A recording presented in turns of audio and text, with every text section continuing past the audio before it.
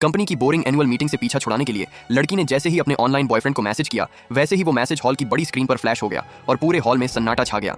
घबराए हुए सीईओ ने तुरंत लैपटॉप बंद करके मीटिंग खत्म करने का ऐलान कर दिया। फिर उसने अपना फोन निकाला और उस मैसेज का रिप्लाई किया, जिसे देखते ही लड़की को यकीन हो गया कि उसका ऑनलाइन लवर कोई और नहीं बल्कि उसका वही खड़ूस बॉस है। अपनी डेस्क पर लौटकर उसने सीईओ की होने वाली पत्नी के बारे में बहुत सी बातें सुनी जो अगली सीईओ बनने वाली थी, जबकि वो खुद पर हंस रही थी कि वो तो बस एक मामूली कर्मचारी है जिसे बॉस अक्सर उसकी खराब ड्राइंग्स के लिए टोकता रहता है। रात भर अपनी इस आदत के बारे में सोचने के बाद जैसे ही लड़की ने उसे मैसेज किया, सीईओ ने तुरंत उसे कॉल बैक कर दिया। लड़की को अब भी थोड़ा शक था, इसलिए उसने एक फोटो मांगी, लेकिन सीईओ उस हालत में नहीं था और तभी लड़की के मुंह से बिना सोचे समझे एक अजीब बात निकल गई जिसने दोनों को चौंका दिया। फिर बात को संभालते हुए उन्होंने अगले दिन मिलने का फैसला किया और एक दूसरे को पहचानने के लिए एक सीक्रेट कोड बनाया ताकि वो बिना किसी गड़बड़ के मिल सकें। ये उनके सालों पुराने ऑनलाइन रिश्ते की पहली मुलाकात होने वाली थी। अगला दिन आया और लड़की तय जगह पर पहुंच गई, लेकिन वहां सचमुच सीईओ को देखकर उसकी सिटी पिट्टी गुम हो गई और वो वहां से भागने की सोचने लगी। तभी उसे एक मैसेज आया और उसने डर के मारे झूठ बोल दिया कि वो ट्रैफिक में फंसी है, पर सीईओ तो पहले ही उसकी हरकतों को नोटिस कर चुका था। जैसे ही वो जाने लगी, सीईओ ने उसे रोक लिया। लड़की बुरी तरह डर गई और सोचने लगी कि सीईओ ने उसे पहचान लिया है, लेकिन असल में ऐसा नहीं था। उसने लड़की से कहा कि वो जल्दबाजी में अपना ऑफिस बैग ले आई है,